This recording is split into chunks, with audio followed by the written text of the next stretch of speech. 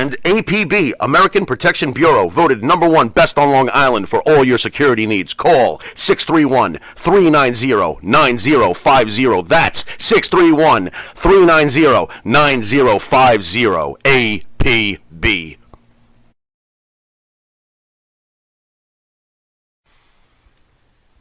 The Monty and the Pharaoh Show is brought to you by... Because wine is your second favorite four-letter word. California wine, New York attitude. Good fucking wine. Yeah. 2020. I'm speaking for myself, but I'm pretty sure I speak for my partner. In my opinion, 9.9999 out of 10 men would come to see you. In hindsight, you went to go see him. Do you almost feel like the spider was drawing you into the web? Because this bothers me. I feel like he should have gotten in the damn car and go seen you for the first time, and there you are driving over to him. Do you think about stuff like that? You sound like all of my friends. Oh, well, then I'm in good company, obviously, if they're your friends. So you are. I mean... No, there was times where he promised he was going to come see me, and then his excuse was, you know, we drive ourselves all the time. The one thing I don't want to do is drive in the car. And when he would go see his kids, he was driving another 2 hours to go visit his kids. He was like, the one thing is like, I want you to come see me. I mean, like I wasn't like blowing money doing this. He was like, here, this is for all the gas for driving. And like, but yeah, there was no effort put forward. And I look back at myself kind of like, what? Like, you would never. Like, oh, you don't have time to come see me? Well, I don't have time to give you. Like, that's how I normally would be. And that's where it's like, going to social media about this, I didn't think anyone was ever going to watch my things. But I remember when I first realized I was just being abused, and in the aspect of emotional and mental abuse, I was in complete denial, and I kept standing strong that at least I wasn't sexually abused like the last one. Like, at least I didn't get sexually abused.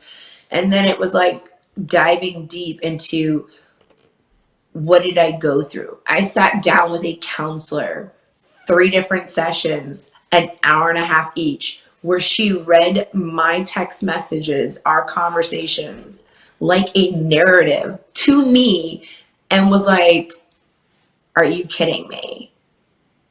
And I'm like, did I really apologize for him getting a girl to suck his dick? Did I really say I'm sorry for him throwing me out? Did I really like, and I was just like, how did he have this power over me? Like, we were at WrestleMania, and one of the NXT wives was there, and he wasn't. And she was drunk, and she was all over Matt.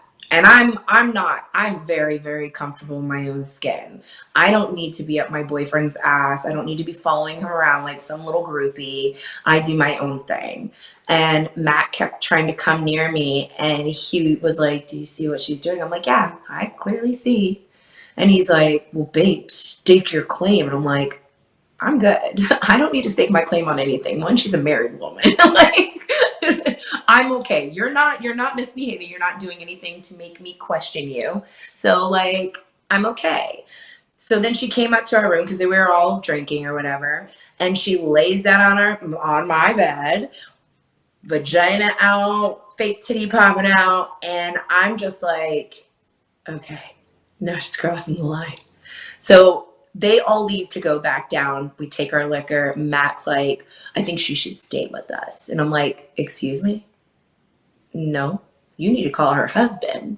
He's like, no, she missed her flight. She doesn't have any place to stay. You know, everything's booked up right now. So she's going to stay in the room with us. She could sleep in the other bed. I'm like, if she has the audacity to try to fuck you in front of me, what is she going to do as soon as my eyes were closed?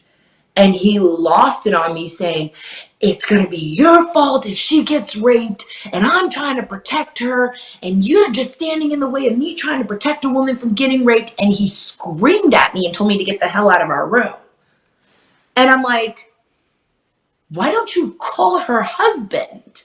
Or why don't you pay for a room so then she's not in our room and doesn't cause this problem between us? So the next morning, he literally tried to throw me out of our room at WrestleMania because I wouldn't let him fuck another wrestler's wife while I was sleeping because she was completely annihilated. Like, these are things where I'm just like, why did I allow this to happen? And that kind of was the tipping point of it, because when we were at the airport, someone caught video of me crying. And Matt grabs my arm. He's like, stop it. They're recording behind us. And then he turns around. He's like, hey, guys. And I'm like, he's like, do not turn around. Because you can clearly see I'm distraught. I'm completely distraught.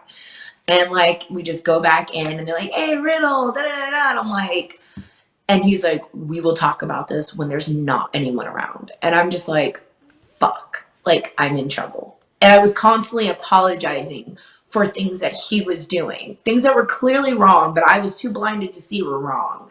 And I'm just like, what planet was I on, honestly, in this relationship? Like, I made a man literally question integrity as a woman, my self-worth and my value. And it was just like, how did I let it get that far? So I used the only outlet that I had, because when I realized that no one believed Candy, and I was reading all this stuff, and it was just like, to know that you've gone through the same exact thing, it's shell shocking, because you think you can stop it. You think you know the signs and the symptoms and whatever, but you don't, because you're so wrapped up in this love that you have for this person that you literally will do anything and anything, not thinking if it's good or bad, right or wrong. And it's just like, fuck, like he fucking did that shit to me. Like, sorry. No, you can't